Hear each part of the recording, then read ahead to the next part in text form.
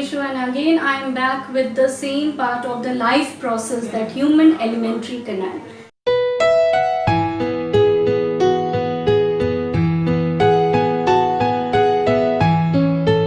And children, today in my video I am going to discuss about the next part of human alimentary canal, that is your large intestine, rectum and anus.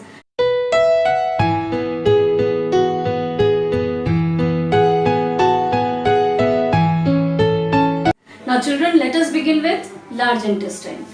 Now children, large intestine is also called as colon. Always remember that large intestine is also called as colon. Now children, moving to the next point. Small intestine leads into large intestine. It is obvious. Small intestine we have finished. Now small intestine will be opening into large intestine. Children, here the diagram is, this is with red color I have shown small intestine. Now the small intestine is opening into large intestine. So it is mentioned here that small intestine leads into large intestine. Now children, moving to the third point, a dilated sac. Dilated sac. Here in the diagram I will show. A dilated sac situated right at place where small intestine opens into large intestine. Now children, where your small intestine is opening into large intestine, there your dilated sac is present. Now children, this is your small intestine and this is your large intestine. So children, here this position is your dilated sac. For your remembrance, you write it here that this is your dilated sac. So this dilated sac, children, is called as cecum. Always remember that where your small intestine opens into a large intestine, a sac is present, a pocket, a bag-like structure, a pocket-like structure is present, and this is called as cecum. So here your cecum is present. Now next point, children. Cecum terminates into fine finger-like projection known as vermiform appendix. Now cecum terminates into, cecum ends into a very fine finger-like projection, and this finger-like projection is called vermiform appendix. So children, this with purple color I have shown a very fine finger-like structure, and this is called as vermiform appendix. Now children, this vermiform appendix in human being is a vestigial organ. There is no function of it. It is a vestigial organ without any use, without any purpose. It is over there. It is not generally harming the human beings, but sometimes when your swelling starts occurring inside the vermiform appendix, then in the lower abdomen pain will start, and then it has to be operated and removed from the body. So children, this vermiform appendix in human beings is a vestigial organ, but in case of cattle they can be children, they are useful. They are not vestigial organ. They are useful organ over there, as they help in digesting your cellulose. Vermiform appendix is utilized in the cattle to digest cellulose part, but here in human beings it is present, but it is a vestigial organ. It has no function in human beings, but though it is present, and this finger-like projection is terminating from cecum, and this is called as vermiform appendix. Now children, your large intestine consists of three parts. Your large intestine is made up of three parts, and these three parts are ascending colon, transverse colon and descending colon. Now children, from the cecum, the part which is moving ahead, it is your ascending colon. I told you that small intestine is also called as colon. So the part moving ahead is called as ascending colon. Then the part moving transversely is called transverse colon, and the part moving down is your descending colon.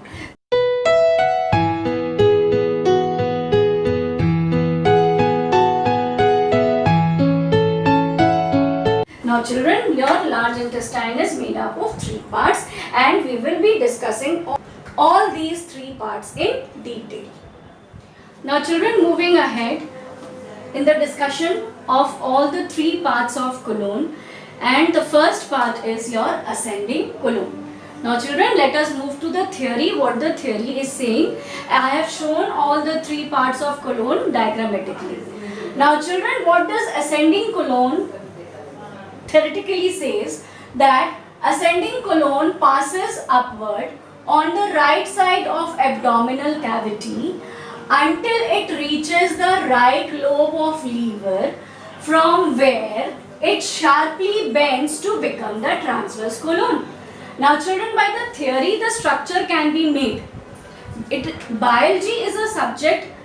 If you learn the theory, if you understand the theory nicely, diagrams can be made by itself. And if you understand the diagrams very nicely, theory can be framed by itself. So children, by the theory you can understand that what is the location of ascending colon. Now children, what happens in the lower abdomen? Your small intestine is ending and your large intestine starts, the colon starts. So children, the colon moves upward on the right side. This is my right side. So on the right side, the colon is moving upward. So ascending colon is moving upward. Ascending colon moving upward. Till where? Till the liver part. Which liver? The right lobe of liver. Children, the liver is having two lobes, right lobe and left lobe.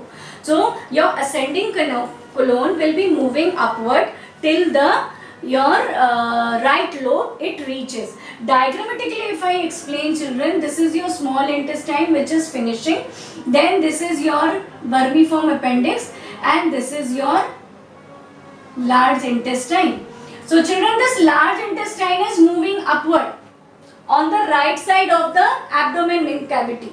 Till where? Till the right lobe. Here your right lobe of liver is present. This is your liver. So here your right lobe of liver, this ascending colon will be moving upward. And from here children, your transverse colon will be moving transversely. Your ascending colon will be moving transversely on the right of the ascending colon.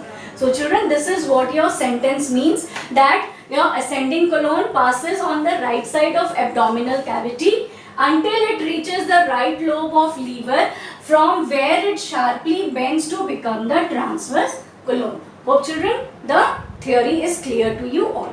Now moving to the next, that is your transverse colon. Now I will be discussing about this portion.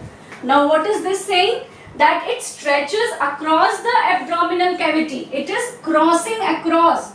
It is moving across the abdominal cavity. From the ascending colon on the right to the spleen of the left. Now here children, your spleen is located. So here on this side children, here your ascending colon was moving till the right lobe of the liver. And on this side children, your transverse colon is moving till where? Till your spleen on the left side. So your transverse colon is moving this side, and then after that children, it moves downward, forming a descending colon, DC, descending colon. So the theory is saying that it stretches across the abdominal cavity from the ascending colon on the right to the spleen on the left side, from where it sharply bends downward to form the descending colon. So now children, this transverse colon is moving across the abdominal cavity, where on which side? On the left side towards the spleen, and from here it sharply bends down to form the descending colon. Now children, let us discuss about the descending colon. Now children, the third part is your descending colon. Now ascending I have explained, transverse I have explained, and now descending colon. Now descending colon is moving downward, and children, it will finally open into rectum. Now children, here in the next part I will be discussing about the function of large intestine. About the function of large intestine. Now children, what are the main functions of large intestine? The main function is conservation of water, sodium and other type of minerals. Then children, it also helps in formation of solid waste, fishes, and then it about 90% of fluid is absorbed in the large intestine.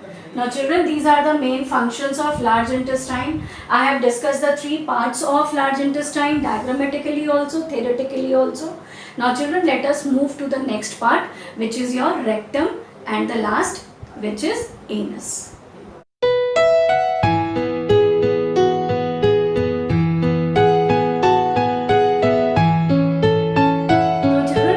The next part after your colon, large intestine, is your rectum.